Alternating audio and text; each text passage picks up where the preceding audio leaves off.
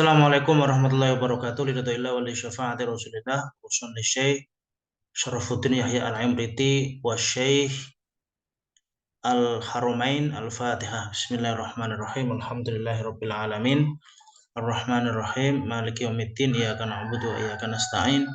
Ihdinas siratal mustaqim. Shiratal ladzina an'amta 'alaihim ghairil maghdubi 'alaihim waladdallin. Amin. Baik, eh, pertemuan ini adalah pertemuan yang pertama dalam membahas kitab Al-Waraqat. Kitab Waraqat ini ditulis atau dikarang oleh Imam Haramain. Kemudian kitab Al-Waraqat dinazumkan oleh Imam Al-Imriti atau Al-Amriti. Ini jarak antara keduanya sekitar 400 tahun ya. Jadi memang Syekh Imriti ini adalah seorang syekh yang cukup spesialis ya, cukup ahli, bukan cukup sih, sangat ahli. Beliau sangat ahli dalam menazumkan kitab-kitab yang populer. Tujuannya dinazumkan adalah kitab yang populer itu supaya mudah dihafalkan. Seperti kitab Jurumiyah, karangannya Syekh Sun Haji dinazumkan oleh Imriti. Demikian juga kitab ini, kitab Waraqat, karangannya Imam Haramain dinazumkan oleh Imam Imriti juga supaya mudah untuk dihafalkan. Baik, kita mulai saja. Qala al-musannifu rahimallahu taala wa nafa'ana Allah bihi wa bi ulumi sa'iri salafis sholihin fid darain amin. Qala al-faqiru syaraful amriti dzul azzi wat taqsiri wat tafriti. Qala berkata siapa al-faqiru? Al-faqir orang yang membutuhkan kepada rahmat Allah. Asyarafu al-amriti yaitu Syekh Syaraf al-Amriti. Ada yang membaca Imriti, ada yang membaca Amriti. Ya, seperti Turmudi, Tarmidi, Tirmidzi sama aja. Amrit ini sebuah kampung ya, sebuah daerah yang ada di daerah Syarqiyah, sebuah provinsi di Mesir ya. Syarqiyah itu artinya timur, berarti Mesir bagian timur. Sebuah provinsi di sana lahirlah ulama yang bernama Asy-Syaraf, Yahya Syaraf begitu. Dzul Adsi yang memiliki lemah, sifat lemah, wat taksir dan sifat sembrono, wat tafriti dan sifat lalai. Ini adalah bahasa-bahasa merendahkan diri begitu ya. Padahal beliau alim ya, sangat alim ala alamah, tapi mengatakan sebagai al-faqir, dzul adsi dan taksir serta tafrid begitu. Alhamdulillahilladzi qad adhara ilmal usuli lil wara wa ashhara ala lisan Syafi'i wa hawana fa huwa alladzi lahu ibtida'an dawana. Alhamdulillah, adapun semua puji itu lillahi bagi Allah Subhanahu wa taala. Alladzi dzat qad adhara yang telah melahirkan siapa alladzi ilmal usuli kepada ilmu usul fikih lil wara kepada manusia wa asyhara dan memasyhurkan siapa Allah ala lisan Syafi'i atas lisannya Imam Syafi'i wa hawana dan memudahkan siapa Allah. Fahuwa adapun Imam Asy-Syafi'i itu alladzi orang dawana yang membukukan siapa alladzi lahu kepada ilmu usul fikih ibtidaan pada awalnya. Allah Subhanahu wa taala adalah zat yang memiliki segala puji yang mana Allah itu telah melahirkan ilmu usul fikih untuk manusia. Jadi ilmu itu kan hakikatnya adalah ilmu Allah kan. Nah, tetapi ilmu usul fikih ini dimasyhurkan oleh Imam Syafi'i dan dimudahkan oleh Allah melalui lisannya Imam Syafi'i.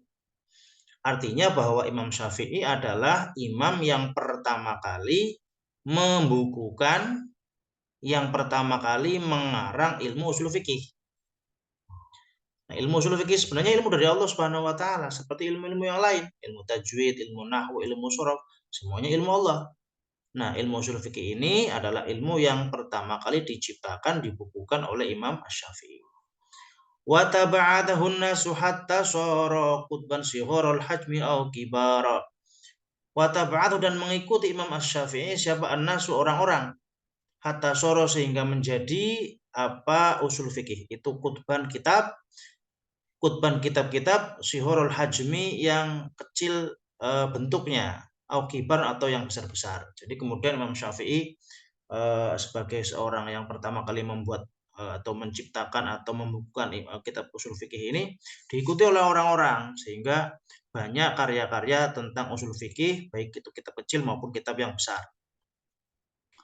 Wa khairu kutubihi syuhari masumi bil waraqati lil imamil harami.